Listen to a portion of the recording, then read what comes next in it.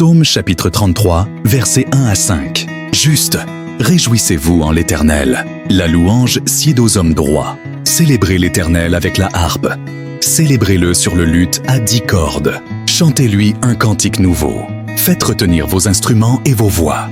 Car la parole de l'Éternel est droite, et toutes ses œuvres s'accomplissent avec fidélité. Il aime la justice et la droiture. La bonté de l'Éternel remplit la terre. Cantique de David. Psaume chapitre 23. L'Éternel est mon berger.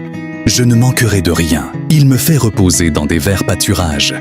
Il me dirige près des eaux paisibles. Il restaure mon âme. Il me conduit dans les sentiers de la justice, à cause de son nom. Quand je marche dans la vallée de l'ombre de la mort, je ne crains aucun mal, car tu es avec moi. Ta houlette et ton bâton me rassurent. Tu dresses devant moi une table, en face de mes adversaires. Tu induiles ma tête et ma coupe déborde. Oui, le bonheur et la grâce m'accompagneront tous les jours de ma vie, et j'habiterai dans la maison de l'Éternel jusqu'à la fin de mes jours. Que Dieu vous bénisse. Psalmist Hunter. Louez l'Éternel. Louez Dieu dans son sanctuaire. Louez-le dans l'étendue, où éclate sa puissance. Louez-le pour ses hauts faits. Louez-le selon l'immensité de sa grandeur. Louez-le au son de la trompette. Louez-le avec le luth et la harpe. Louez-le avec le tambourin et avec des danses. Louez-le avec les instruments à cordes et le chalumeau. Louez-le avec les cymbales sonores. Louez-le avec les cymbales retentissants. Que tout ce qui respire loue l'Éternel. Louez l'Éternel. Jean chapitre 15, versets 1 à 7. Je suis la vraie cèpe, et mon Père est le vigneron. Tout sarment qui est en moi et qui ne porte pas de fruit, il le retranche, et tout sarment qui porte du fruit, il l'émonde, afin qu'il porte encore plus de fruits. Déjà vous êtes purs, à cause de la parole que je vous ai annoncée. Demeurez en moi, et je demeurerai en vous. Comme le sarment ne peut de lui-même porter du fruit, s'il ne demeure attaché au cep, ainsi vous ne le pouvez non plus, si vous ne demeurez en molle. Je suis le cep, vous êtes les sarments. Celui qui demeure en moi et en qui je demeure porte beaucoup de fruits, car sans moi vous ne pouvez rien faire. Si quelqu'un ne demeure pas en moi, il est jeté dehors, comme le sarment, et il sèche. Puis on ramasse les sarments, on les jette au feu, et ils brûlent. Si vous demeurez en moi, et que mes paroles demeurent en vous, demandez ce que vous voudrez, et cela vous sera accordé. Que le Dieu Tout-Puissant vous bénisse.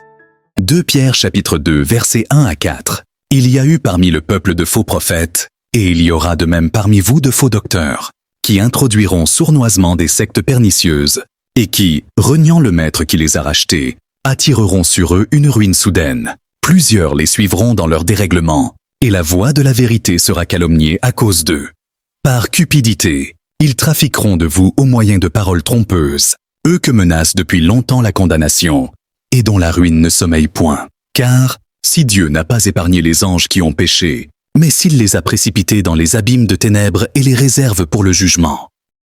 Jacques chapitre 4, versets 11 et 12. Ne parlez point mal les uns des autres, frères. Celui qui parle mal d'un frère, ou qui juge son frère, parle mal de la loi et juge la loi. Or, si tu n'es pas observateur de la loi, mais tu en es juge, un seul est législateur et juge.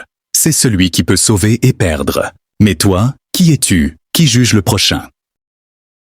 Jacques chapitre 3, versets 2 à 18. En effet, nous trébuchons tous de plusieurs manières. Si quelqu'un ne trébuche point en parole, c'est un homme parfait, capable de tenir tout son corps en bride. Si nous mettons le mors dans la bouche des chevaux pour qu'ils nous obéissent, nous dirigeons ainsi leur corps tout entier. Voici, même les navires, qui sont si grands et que poussent des vents impétueux, sont dirigés par un très petit gouvernail, au gré du pilote. De même, la langue est un petit membre, et elle se vante de grandes choses. Voyez, comme un petit feu peut embraser une grande forêt, à la langue aussi est un feu.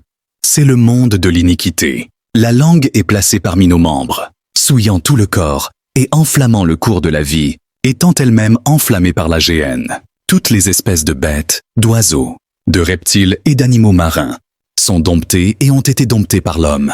Mais la langue, aucun homme ne peut la dompter. C'est un mal qu'on ne peut réprimer. Elle est pleine d'un venin mortel.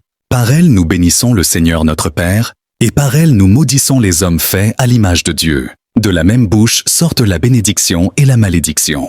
Il ne faut pas, mes frères, qu'il en soit ainsi. La source fait-elle jaillir par la même ouverture l'eau douce et l'eau amère? Un figuier, mes frères, peut-il produire des olives ou une vigne des figues? De l'eau salée ne peut pas non plus produire de l'eau douce. Lequel d'entre vous est sage et intelligent?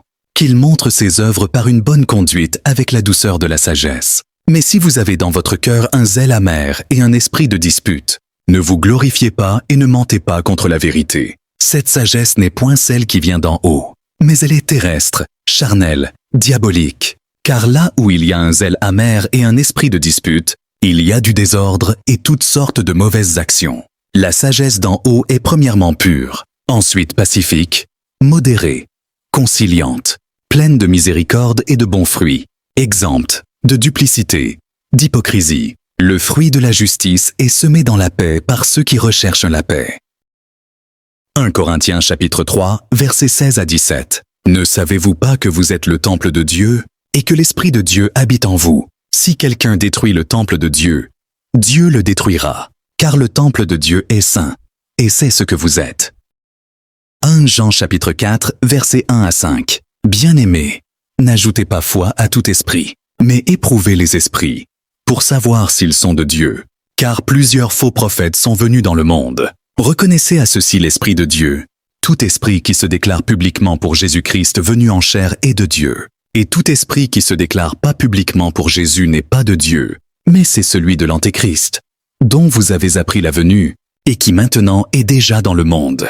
Vous, petits enfants, vous êtes de Dieu, et vous les avez vaincus, parce que celui qui est en vous est plus fort que celui qui est dans le monde. Eux, ils sont du monde, c'est pourquoi ils parlent d'après le monde, et le monde les écoute. Proverbes. La richesse procure un grand nombre d'amis, mais le pauvre est séparé de son ami. Le faux témoin ne restera pas impuni, et celui qui dit des mensonges n'échappera pas. 1 Pierre, chapitre 1, versets 3 à 9. Béni soit Dieu, le Père de notre Seigneur Jésus-Christ, qui, selon sa grande miséricorde, nous a régénérés pour une espérance vivante, par la résurrection de Jésus-Christ d'entre les morts, pour un héritage qui ne peut ni se corrompre, ni se souiller, ni se flétrir. Il vous est réservé dans les cieux, à vous qui, par la puissance de Dieu, êtes gardés par la foi pour le salut, prêt à être révélé dans les derniers temps. C'est là ce qui fait votre joie, quoique maintenant, puisqu'il faut, vous soyez attristés pour un peu de temps par diverses épreuves, afin que l'épreuve de votre foi, plus précieuse que l'or périssable, qui cependant est éprouvé par le feu, ait pour résultat la louange, la gloire et l'honneur, lorsque Jésus-Christ apparaîtra. Vous l'aimez sans l'avoir vu, vous croyez en lui sans le voir encore, vous réjouissant d'une joie merveilleuse et glorieuse, parce que vous obtiendrez le salut de vos âmes pour prix de votre foi.